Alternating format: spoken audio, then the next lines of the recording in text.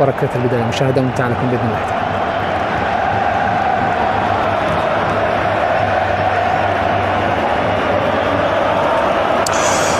بسم الله الرحمن الرحيم. اسعد الله مساكم بكل خير ايها الاحبه عشاق الريال وعشاق البارسا والكره والمتعه على البنفسجيه بين سبورتس. موعدنا اليوم من هنا من ملعب سانتياغو برنابيو في مدريد، معقل الملكي الذي يتزعزع عرشه لكنه لا يريد ان يتنازل عن ملكه. وبارسا والريال يعرفها الجميع مع اول ركنيه لراشفورد من هنالك على يمين الحارس تيبو كورتوا في اول كره للبارسا. راشفورد مرفوع الكره به، وصلت جونيور فينيسيوس، ممكن فينيسيوس هو اللي ضربها. يا لا صريحه ولا صحيحه، خلوني لا صريحه ولا صحيحه. هنا في الاعاده نشوف كيف انه الفينيسيوس جونيور يبدو انه هو اللي ضرب لامين جمال. بينالتي؟ نو بينالتي ولا لا مش بينالتي. وش قال الحكم؟ خلينا نعرف اذا كان في نو بينالتي. ليس هناك الراس راشفورد. إريك مرة ثانية هرب بالدي متسل بالدي جونيور، هيدا منه جونيور يلعبها لامين جمال. كرة بعيدة، مرت سلامات هذه الكرة بحثا عن توريس، تغطية من ميليتاو، استرجعت من هنالك في الوسط عن طريق اللاعب فيرمين لوبيز، ضيعتها مبابي. كرة واحدة، لعبة واحدة، تسديدة واحدة كانت كافية. كيليان لم يلمس الكرة، خلاها مرت وضربها. جاسني كان متقدم وجاء الجول الأول في الدقيقة 12 من عمر الشوط الأول. كيليان مبابي جول 1-0 للريال. الهدف الخامس لكيليان مبابي الهدف السابع لكيليان مبابي في 5 مباريات من الكلاسيكو ضد برشلونة. الهدف الثاني عشر في 9 مباريات لعبها كيليان مبابي مع البي اس جي ومع ريال مدريد ضد برشلونة. الجول الأول لريال مدريد في الدقيقة 12. نعم، اللي كان متوقع وأنه المعركة اليوم بين كيليان مبابي ولامين جمال. لحد الآن التفوق لكيليان. هاي اللعبة وهاي كرة.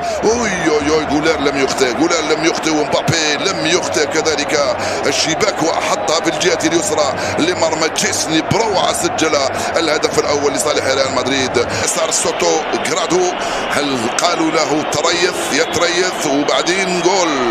يس اعطي لديونغ وما تخافش توصل. في خطا هنا. جونيور مازال، جونيور وكوندي، تغطية لامين وكاريراس ميليتاو.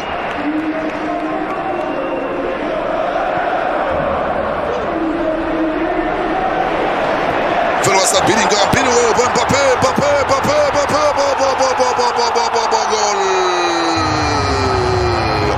بيلينغهام مبابي جول. هل سيرفضه حكم المباراة بحجة التسلل؟ يفعلها كيليان ويسجل الهدف الأول للريال. رفضتني الهدف الأول، أنا أسجل الثاني. اذهب إلى الغرفة هناك لتتأكد من أنني لم أكن في وضع التسلل. كيليان مبابي جول لريال مدريد امام برشلونة في الدقيقة 22 من عمر الشوط الاول من هذه المباراة. الدفاع المتقدم وخطة التسلل كثيرا ما خدعت اللاعبين تاع برشلونة. هاو كيليان هاو بيلينغهام.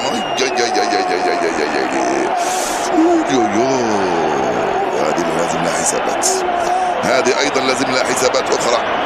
كيليان مبابي ركز بشكل رائع من امام تشيسني، ضربها على يمين وضربت في رجله، دخلت 1-0 لريال مدريد في سانتياغو برنابيو عند الدقيقة 22 من عمر المباراة. هكذا هو المهاجم الحقيقي الصريح.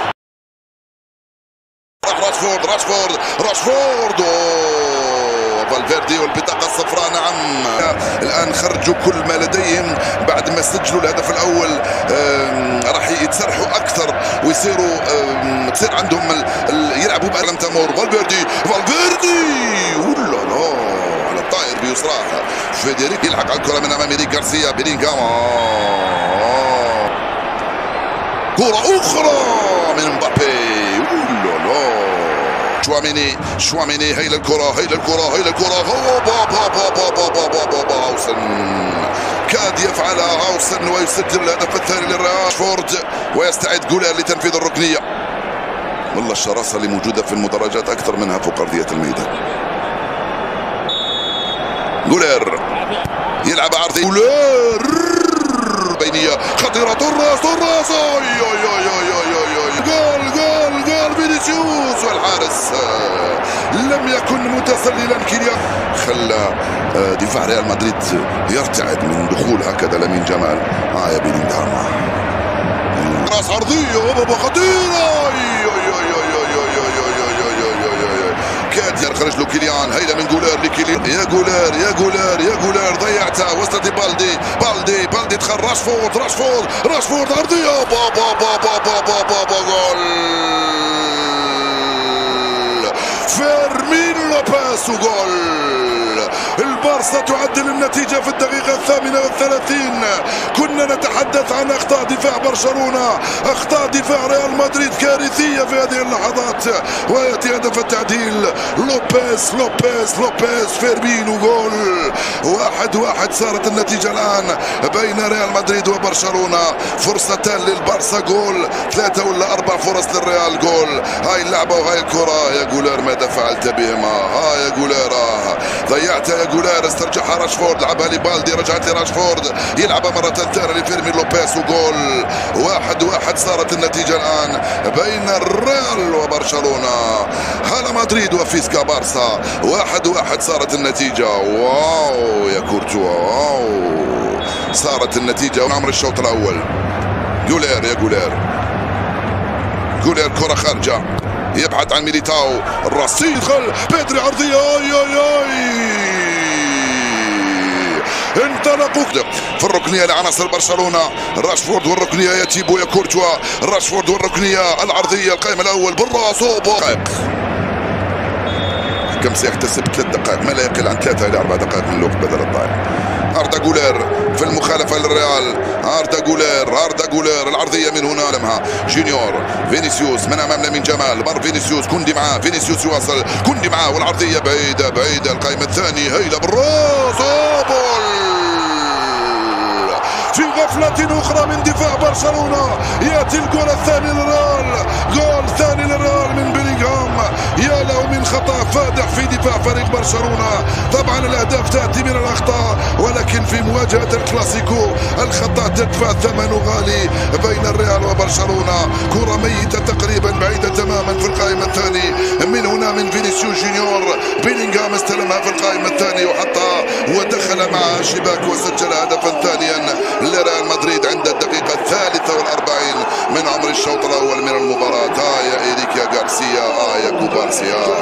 شوفوا الإعادة مرة ثانية كيف كان الارتقاء في القائمة الثانية من هنالك، وكيف كان بيلينغهام وحده. هاي اللعبة وهاي الكرة، دخل فينيسيوس على الجهة اليسرى من أمام بال. شوف القائمة الثانية، شوف دير ميليتاو هو الذي أعاد الكرة من هنالك لجود بيلينغهام، بيمناه بيلينغهام رافق الكرة إلى الشباك مسجلا هدفا ثانيا لريال مدريد في الدقيقة 43 من عمر هذا الشوط الأول. صارت النتيجة 2-1 لريال مدريد. تذكروا قلت لكم بأننا سنشهد ونشاهد